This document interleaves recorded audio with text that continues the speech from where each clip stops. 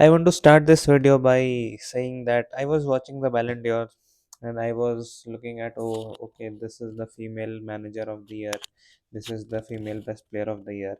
And then suddenly came the male best manager of the year, and they had five nominations.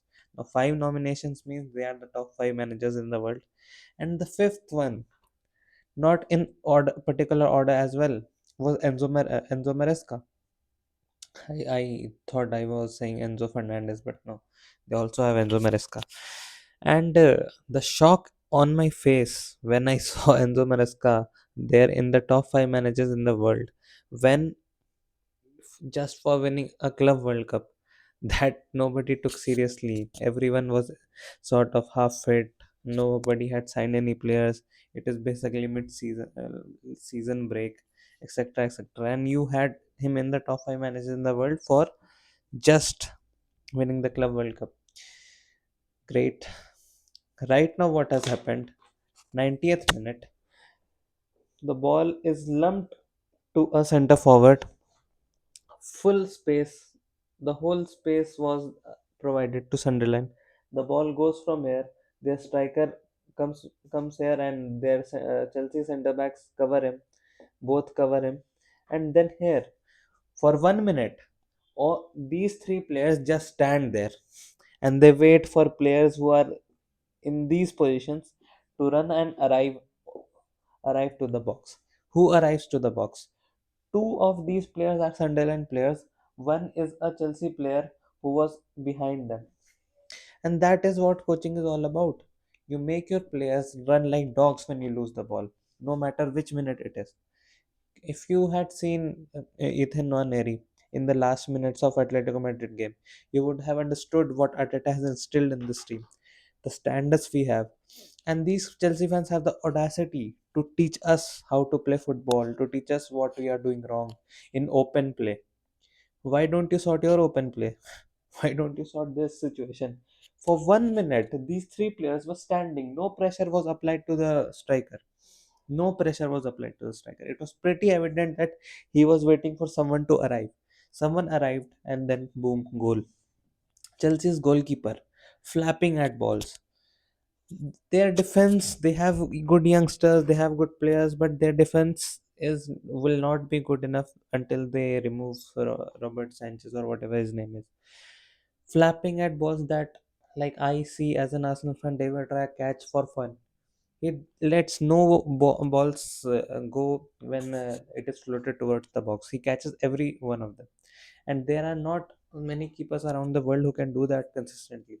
But in the Premier League, I feel most of the you would find at least 13, 14 goalkeepers who can do that, who will catch that ball that Robert Sanchez flapped at.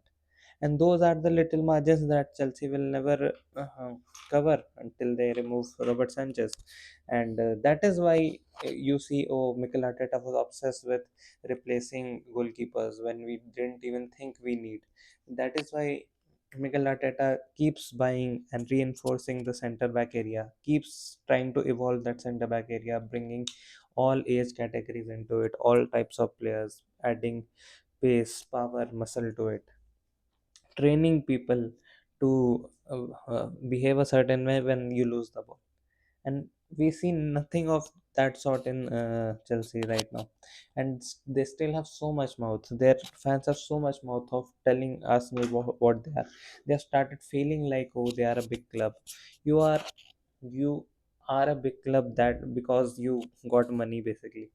You were bought by someone who had extremely who was extremely motivated to sort of pump in the money and bring in trophies, sort of whatever it was.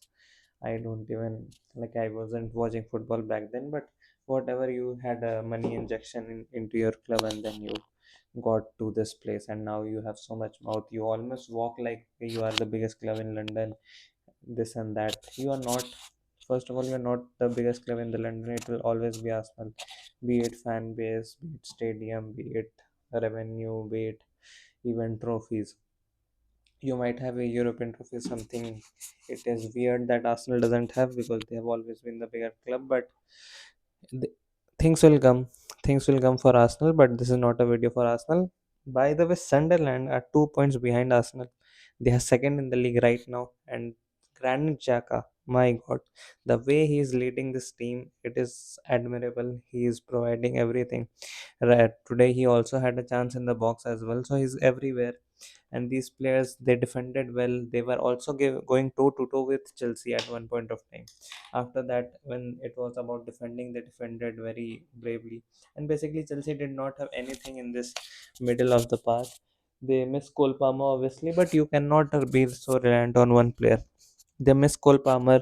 All the Garnacho Garnacho's goal also was savable. Goalkeeper should have saved that, but yeah, they benefited from that. But if you see, otherwise they didn't create much. Enzo Fernandez, he is actually in my FPL team, so I was also invested. He tried to shoot from here. He tried to head from here.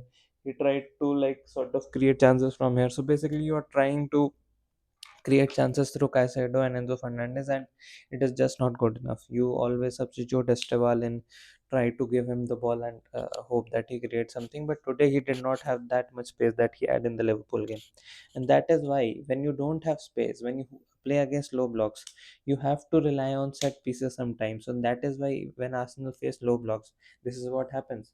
Now Chelsea fans have a lot of mouth when Arsenal wins a game by scoring a set piece.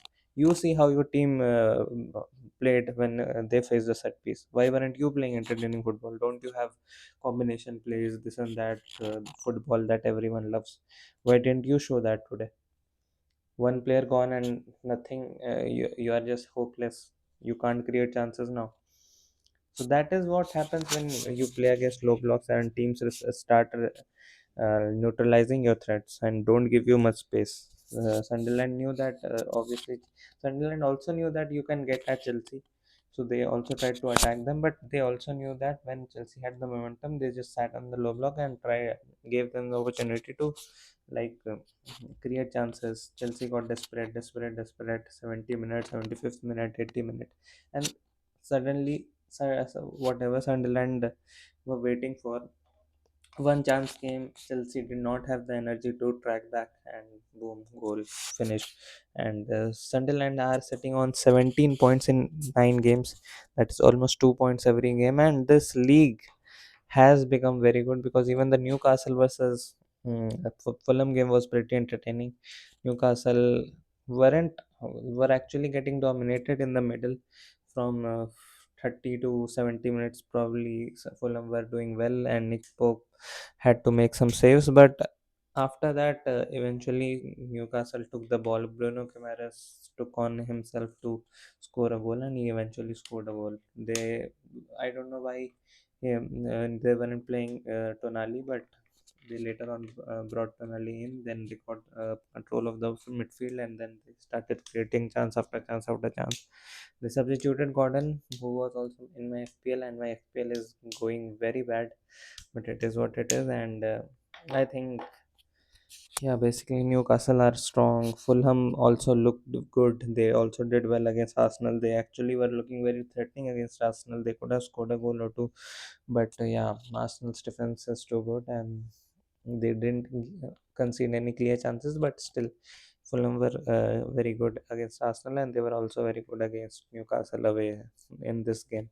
Chelsea are obviously not that bad. Chelsea are a decent out decent side, but I then they get beaten at home by Sunderland, and we can't say oh Sunderland is a bad team.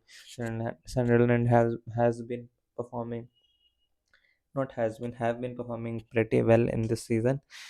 But if you see their last game, they got convincingly beaten by Manchester United. So you see, so many teams are beating each other, and everyone looks like no one is a lot better than the other team. There are no comfortable wins in this Premier League, and that is why it is very entertaining to watch this season. And yeah, this video is basically to laugh at Liverpool and sorry, not Liverpool. Maybe might end up laughing at Liverpool later on, but this video is to laugh at Chelsea fans and the audacity they have to teach Arsenal fans how to play football. So please track back your runners, focus on defense, focus on managing managing and creating chances against low block better. And if you need Arteta's number, then also you are very welcome. We will give you Arteta's number, and he can tell you to basically fuck off. So bye. And yeah, I'll see you all after the Liverpool game, probably if they lose. If they win, it won't be a big event, so I will just leave it to that. So yeah, but I'll also do a Premier League roundup, and tomorrow there are actually good, exciting games, crucial game for Arsenal also. So tomorrow you'll see a lot of videos related to football and Arsenal, etc.